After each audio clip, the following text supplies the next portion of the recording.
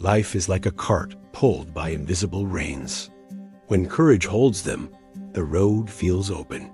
When fear does, even the shortest path feels impossible.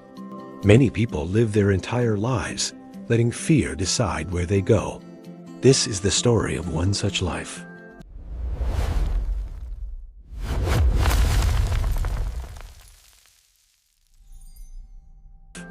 In a riverside city lived a skilled carpenter named Rafik, known for his honest work and strict nature.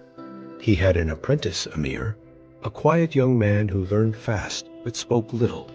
Rafik also employed two other workers, Salman, confident and loud, and Bilal, clever but impatient. Among them all, Amir was the most talented, yet the least noticed. Whenever customers came, Salman spoke. When decisions were made, Bilal argued.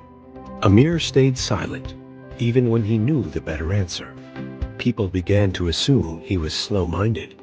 Some laughed at him, others ignored him.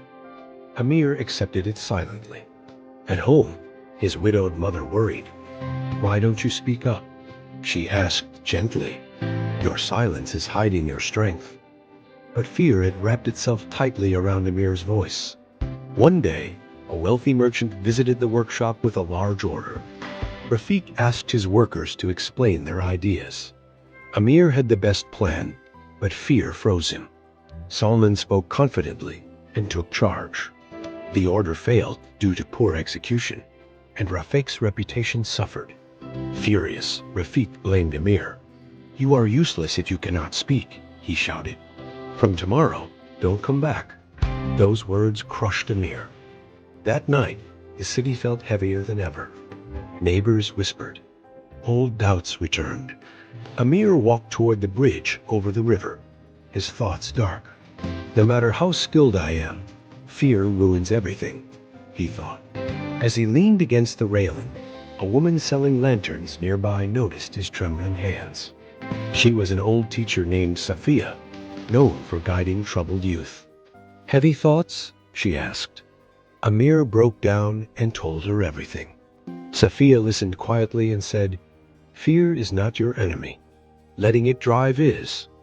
She invited him to her small learning center, where several people gathered: an orphaned girl learning to read, a former soldier struggling with confidence, a shopkeeper afraid of change, and a young artist hiding his work. "All of them are ruled by fear," Safiya said, "and all of them are learning to take control." She gave Amir a challenge for 5 days. On the first day, he had to introduce himself loudly to everyone at the center. His voice shook, but he did it. On the second day, he had to teach a basic carpentry lesson to the children. His hands were steady, but his heart raced. On the third day, he was asked to sell one handmade item in the market and speak confidently about it. He failed twice, succeeded once, and learned more than he ever had. On the fourth day, he had to lead a group discussion about fear itself. For the first time, Amir realized he was not alone. On the fifth day, Safiya gave him the hardest task. "Return to the workshop," she said. "Speak not to defend yourself, but to show who you are." Amir returned and calmly explained his ideas, his skills, and his mistakes. Rafik saw something different: clarity, strength, belief. He offered Amir a chance, not as an apprentice, but as a partner. Months passed. The workshop grew. Amir trained new apprentices: the quiet ones, the afraid ones, the overlooked ones.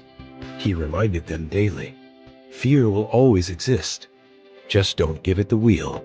This story reminds us that self-belief is not loud arrogance. It is quiet courage practiced daily.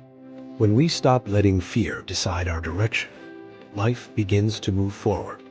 Believe in yourself, even when your voice shakes. Confidence grows when you act despite fear.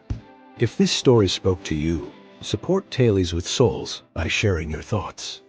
Until next time, stay strong, stay humble, and keep choosing courage.